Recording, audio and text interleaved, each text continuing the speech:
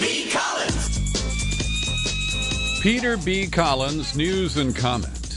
It's Wednesday, June 21st, 2017. And we are celebrating 8 years of podcasting this week. I want to thank listener Del Leonard, a stalwart. I think he's been here since the very first podcast. He serves as our VP of Marketing in New England. He lives in Maine.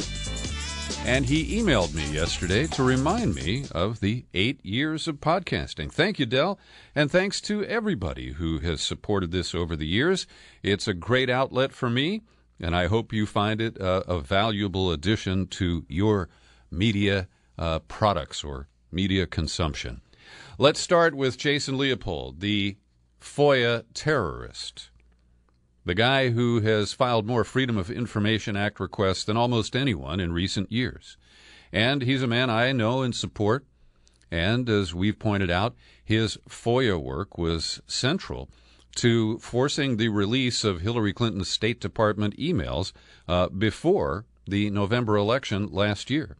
Well, he's scored another victory in the FOIA world. He has sued and prodded the Department of Defense to release a secret 107-page report, still largely redacted, but related to the impact of the leaks attributed to Chelsea Manning. Now, what is most significant is that this report existed and was available to prosecutors at the time of the court-martial of Chelsea Manning. And yet it has been kept secret, even after she received the draconian 35-year sentence. And what this report says is that the disclosures were largely insignificant and did not cause any real harm to U.S. interests. That's not what they said at the court-martial. They pretended that the damage was, inestimable, and that sources and methods had been put at risk, and embarrassing discussions that were supposed to be private had been revealed to parties they were supposed to be kept from, and on and on and on.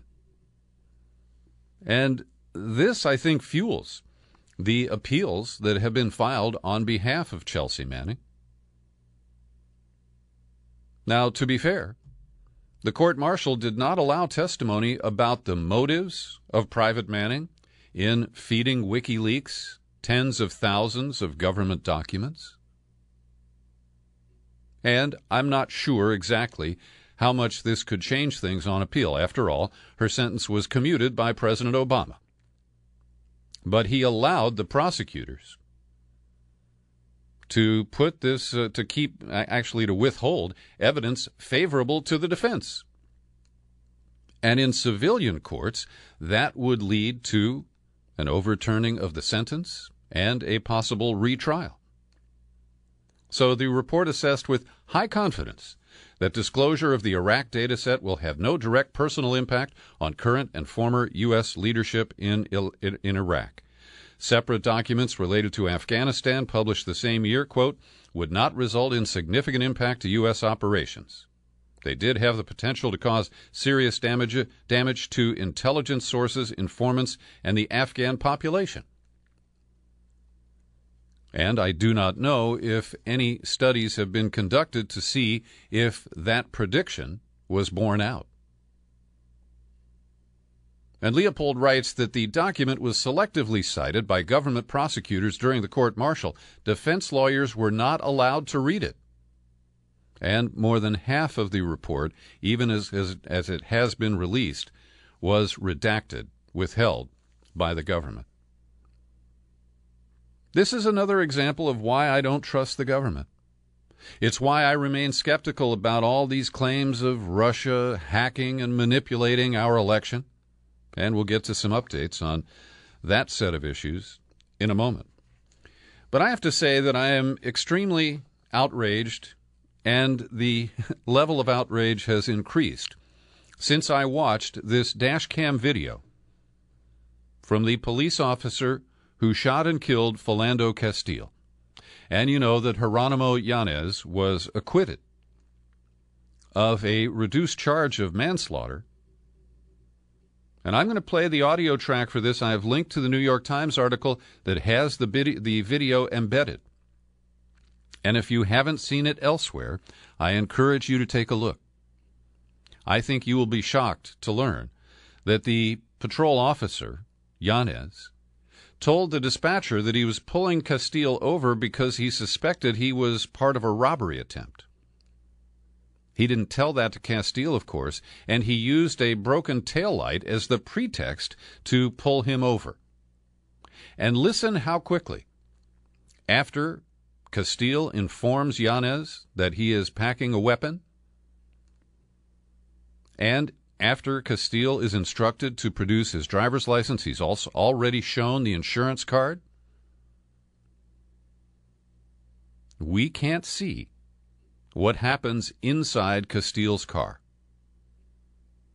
But I have a hard time understanding how the jury could look at this videotape and exonerate the officer who fired 7 shots in quick succession. He kept blam, blam, blam, blam. 5 of them hit Castile. The other 2 went wayward but didn't hit the girlfriend seated next to Castile or their child in the back seat of the car. Listen as we join the dash cam video. Copy. I'm going to stop a car. I'm going to check the IDs. I have reason to pull it over. Just look like people that were involved in a robbery. So that's his pretext. That's his probable cause. How are you? Good. The reason I pulled you over, your brake lights are out. So you only have one active brake light, and that's going to be your passenger side one. Your third brake light, which is up here on top, and then this one back here, is going to be out. You have your license and insurance?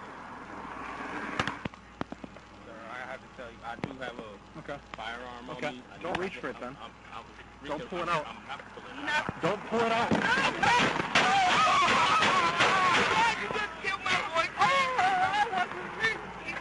Don't pull it out! Don't move!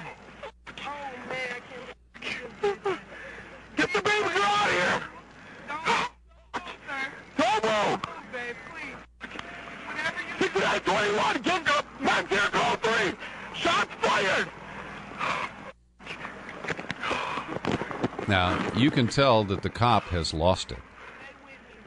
He lost control of himself. We got pulled over for a busted tail light in the back. And the police he's covered. He killed my boyfriend. This is the video from the girlfriend who went on Facebook Live after the shooting occurred.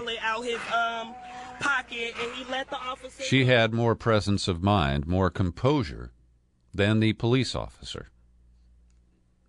And again, I am just astounded that a jury could look at that footage and say that the officer had good reason to fire. He had been charged with 3 felonies. Second-degree murder was the leading charge, and he told jurors that he feared for his life. But the idea that Philando Castile told the cop he had a weapon, heard the cop say don't reach for it, but was responding to the command to produce his driver's license. The cop freaked out. And for a court of law and a jury to dismiss the charges against him is flatly unconscionable.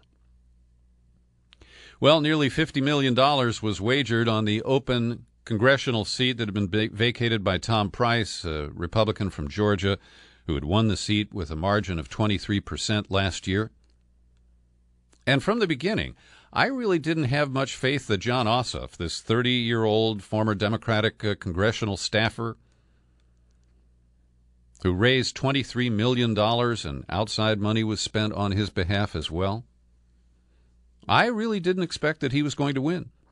This is a deeply red district, and even though he wasn't a flaming progressive, he was very moderate in his positions, came across as a fairly typical corporate Democrat. He lost by just under 4 percentage points. Now, there are really 2 angles for me to analyze this. First and foremost, The establishment Democrats who bet tens of millions of dollars on this unproven candidate didn't pay any attention to the voter suppression tactics that were used in the first round of the primary, where Asaf got 48% of the vote and likely would have been the outright winner if it hadn't been for voter suppression tactics. I've also learned that the voting machines are touch screens without a paper trail in this part of suburban Atlanta.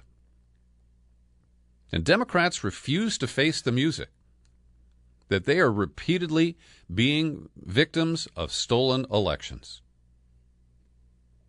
Greg Palast was there raising the alarm about cross-check. I mean, Karen Handel, the Republican who won, in air quotes, she was the Secretary of State who signed on to the interstate cross-check list to purge thousands, if not millions, of voters from the rolls in Georgia last year. And in this district election, activists had registered 86,000 new voters, and Palast showed that only 40,000 of those, now let me get it right, only 46,000 of the 86,000 actually made it onto the voter rolls, and 40,000 are just missing. They're in the clouds somewhere, man. And the Democrats refuse to confront these issues, just like they did with Hillary Clinton. And then they wonder why they lose. And the other aspect that I analyze is, would a flaming progressive have been able to somehow, redefine the electorate in the 6th District of Georgia and pull off a massive victory? I don't think so. I'd like to think so. But, we've got to be realistic about how elections work if they're conducted fairly. And the strong showing of Asaf, despite the voter suppression tactics, the ability to fix the tabulation count because of the direct read electronic voting machines, DREs, well, that's what is the legacy of this particular episode. And I've reviewed 6 or 7 different articles in mainstream publications. I watched some television last night, the PBS NewsHour, and, of course, MSDNC. Not even a hint of a mention of voter suppression, the interstate cross-check list, or other ways that are used to keep people, mostly likely Democrats, from voting. Now, this is leading to a call for the top Democratic leadership to step down and make way for a new generation. The call is coming from progressives and from conservatives. And as you know, I've known Nancy Pelosi since she first went to Congress back in the 1980s. I worked on one of her campaigns one year, got to know her pretty well. I like her personally. But her sell-by date has passed. And I agree with voices from both wings of the Democratic Party who say, I think it is time for some fresh leadership. So here's conservative Tim Ryan of Ohio. He's the guy who challenged Pelosi for the leadership post last fall. And he said that the Democratic brand has become toxic in much of the country because voters see Democrats as not being able to connect with the issues they care about. And he also said that Pelosi remained a political millstone for Democrats. Our brand is worse than Trump, he says. But progressives who were interviewed by the Guardian newspaper have a different complaint, but the same solution. Winnie Wong, who co-founded People for Bernie. I'm not surprised. I knew he would lose. My feeling on the failure of this campaign goes back to the way the Democratic Party prioritizes the needs of the consultant class rather than listening to what the voters want. He didn't have a core progressive message, and that ultimately is why he lost. If you look at his platform, he didn't talk about single-payer health care. He didn't talk about free college or student debt. As a 30-year-old, imagine how much appeal he could have held with millennials. And the early analysis I saw showed that the projected turnout of millennials was a disappointment. They didn't match the projection. Then you have Congressman Seth Moulton of Massachusetts. Age 38, he served 4 tours in Iraq as a Marine. I think our leadership owes us an explanation for what happened, how the resources were spent, but also a plan for going forward, and that's got to be part of the discussion. At the end of the day, we've got to win back seats in 2018. We as Democrats have to come to terms with the fact we lost again.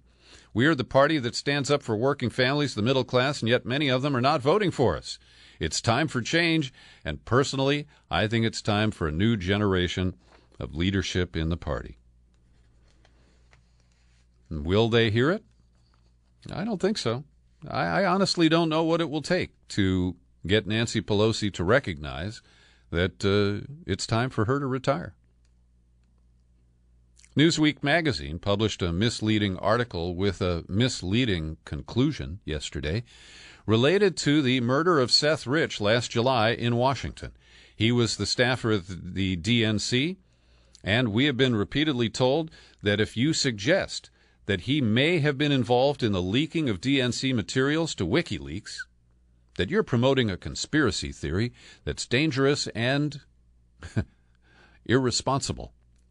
Well, I'm not promoting any particular theory. But we have a new conspiracy theory about the death of Seth Rich, and it comes from a group I've never heard of called the Profiling Project. And I'm glad to hear that people are looking into the Seth Rich case. I think it deserves much deeper investigation. They published an 83-page report which was not based on any special information. Their methodology was given no special access to any materials, evidence, or persons, and they only conducted limited interviews. And despite that, the report states that the death of Seth Rich does not appear to be a random homicide or a robbery gone bad, as police had suggested. Instead, the report says, and Newsweek offers no corroboration, this is just a speculative statement, the death was more likely committed by a hired killer or a serial murderer, and that killer is still likely at large. Well, Newsweek ran a headline that suggested, here it is, DNC staffer murdered by serial killer not in botched robbery, report claims. Only the report offered 2 possibilities, not just one that Newsweek picked up on, a hired killer or a serial murderer. Now, we know the killer is still at large, right? So that speculation is not a real, it doesn't require a brainer. Anyway, I find this to be meaningless speculation. But what is significant to me is that Newsweek remains a gatekeeper of acceptable thinking. And they're trying to steer us away from a darker, angle or explanation for who killed Seth Rich and why. Jeh Johnson served as Barack Obama's Secretary of Homeland Security in the final few years of the Obama presidency, and he kept quiet for about a year. But yesterday at a hearing on Capitol Hill, actually it was this morning, he said that the Democratic National Committee refused to accept help from the Department of Homeland Security even after its email systems were hacked. Quote, to my disappointment, he was responding to a question from Peter King, did the DNC accept his department's help? He said, to my disappointment, not to my knowledge, sir. The response I got was the FBI had spoken to them. They don't want our help. They had CrowdStrike, the cybersecurity firm. Well, CrowdStrike, in other respects, I believe, has contracts with the FBI. And so to be pushed aside, to be brushed aside, told we don't need you here, apparently infuriated Jeh Johnson. And a separate Homeland Security official, a guy who is still there in an acting capacity, his name is Sam Lyles. He's acting director of the Office of Intelligence and Analysis Cyber Division. And he claims that vote tallying mechanisms were unaffected, but and this is again an unproven assertion, people connected to the Russian government tried to hack election-related computer systems in 21 states. All right, let's analyze this. First of all, there are 150 million people in Russia, and, we have this very sloppy reporting where we're told that Russia did it or Russians did it. And here it's people connected to the Russian government. That is remarkably vague. And this is simply asserted. This is not based on any public evidence that is being offered. And so the Senate Intelligence Committee heard this again. It plays to their bias. They've been promoting, many of the members, the Democrats in particular, have been promoting this idea for some time now. But it also reveals that we have known vulnerabilities in our election systems. And the article goes on to tell us here that they say that no vote tallies were affected. This appeared to be just kind of, nosing around. They won't tell us what 21 states were hit. Bloomberg had reported it was 39 states. And in that bungled disclosure from Reality Winner, The Intercept produced a boneheaded article claiming that Russian military intelligence executed a cyber attack on at least one U.S. voting software supplier and sent spear-phishing emails to more than 100 election officials, local officials, just days before the November election. But once again, we have no proof of any of this. And we're told you can rely on the numbers that were tallied last year. We're told that the election was sound in that respect. But if Russians can hack our elections, so can Americans. And we have little confidence in the security of the Democratic primary last year, and many honest questions about manipulation of the count to favor Hillary Clinton. And so, we can blame Russia for attempting to hack the election, but we, just turn into zombies when the idea that an American actor might attempt to do this is put forward. And only Jeh Johnson has suggested that the federal government should encourage a uniform set of minimum standards for cybersecurity when it comes to state election systems and voter registration databases. He's the first one to think about that after all of this hoo-ha? I've been mentioning it. Not trying to just pat myself on the back here. It's obvious. But we're overlooking the obvious to pursue what are less credible and unproven narratives about Russia. I just find it, as you know, quite bizarre. Every day I like to pause for a second and thank the people who support my work here at the Peter B. Collins Podcast with your subscriptions. And I'm absolutely floored because a woman who has more subscriptions than anyone else, and maybe I got to check the database to be sure, but Terry Paris of the People's Republic of Berkeley just took out another subscription yesterday, a $50 annual subscription. And I'm really touched by your generosity and your support, Terry. You set a standard for others like Faith Peoples. She's got multiple subscriptions and has been a very strong supporter. Andrew Bodo just renewed his annual subscription. Thank you, Andrew. And Sandra Fish has been on board for a while, too. I'd like you to join their ranks. Subscribers come and go. And during the summertime, for whatever reason, things slow down a bit. So I encourage you, if you like what I do here and you want to validate it, come on over to peterbcollins.com. You click on the menu button, pull it down, click on Become a Subscriber. Takes you to the sign-up page where you can click away and find a level of support that's comfortable for you. Donald Trump says that his son-in-law, who I call Prince Jared, is a remarkable guy who can solve problems that other people have found just impossible. And his latest mission sends him to Israel and Palestine. And he arrived in Israel and got the Netanyahu greeting that is so special. Netanyahu did this to Joe Biden a few years back. And that is when an American official is coming to nominally talk about peace between Israel and the Palestinians, Israel makes a grandstanding move about the illegal settlements that they've been building in the West Bank. And yesterday, with some fanfare, the Netanyahu government was celebrating the first construction work on a new settlement that they describe as the first new one in the West Bank in over 25 years. And as you know, one of the few critical comments that Trump has made toward Israel is to tell Netanyahu, hey, hold back on settlements for a little bit.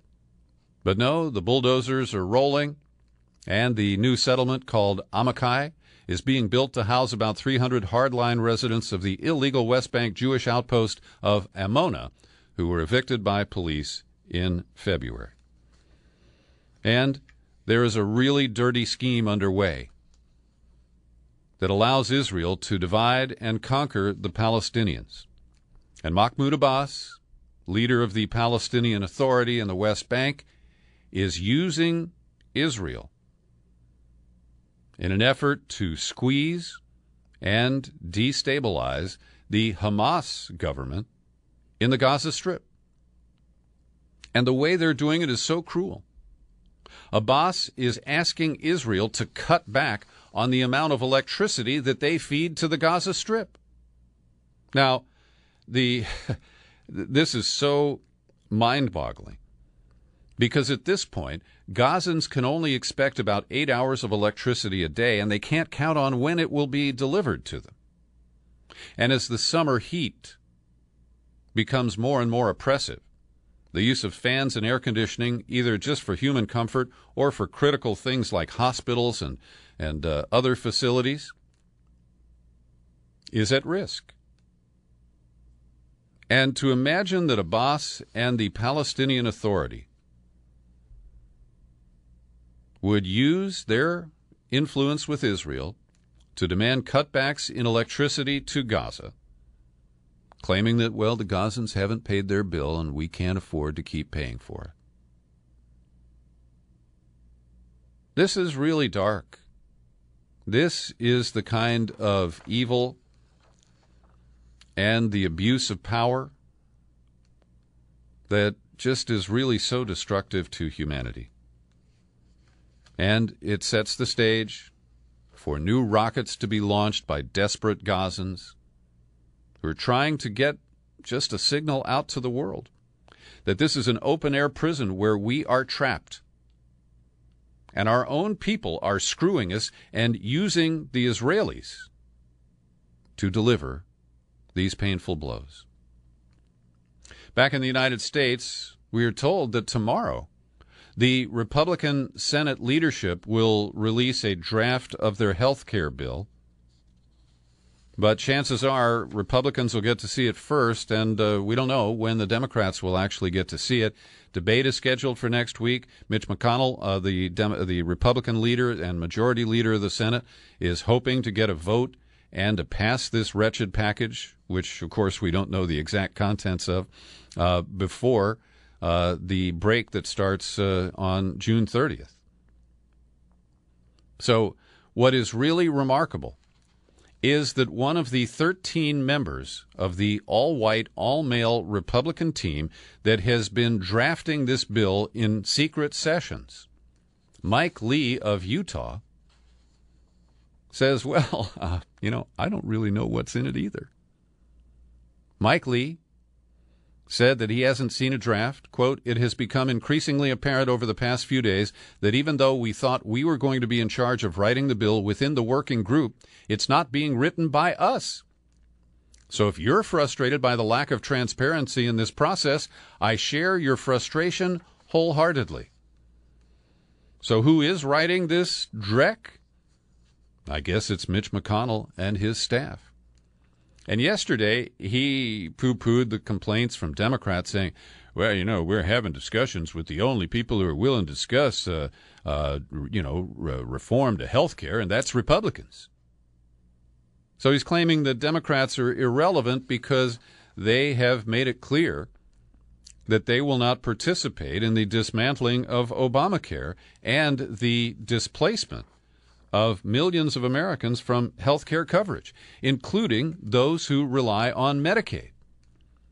And today, the New York Times did a good job of exposing how further cuts to Medicaid will decimate the safety net for the poor.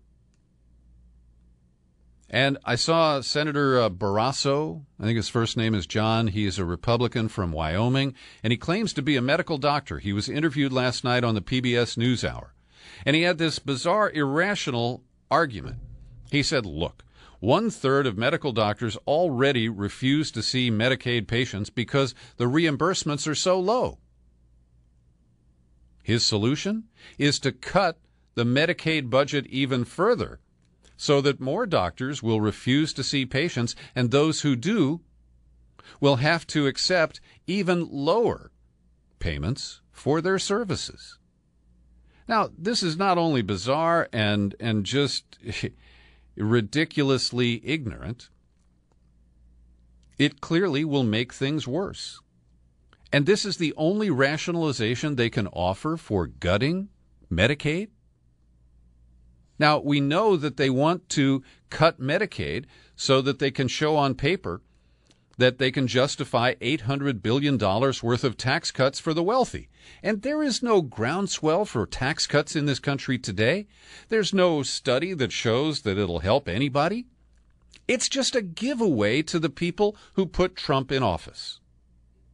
And my bottom line is the Republicans are telling us that it's okay for poor people to die. We can cut off their access to health care because the bigger scourge is this socialist Medicaid, Medicare, and other systems. And in order to reestablish the preeminence of the free market, which will allow people to die on a scandalous level, we're just going to have to accept that some people won't make it. You know, the wagon train will get through, but not every person on it will get to the promised land. Couple of few stats for you. 49% of all births in this country are covered by Medicaid. 64% of all nursing home residents covered by Medicaid. 40% of poor adults covered by Medicaid. 30% of all adults with disabilities rely on Medicaid. 76% of poor children rely on Medicaid, as do 60% of all children with disabilities. This is a broad-based proposal that will harm so many people.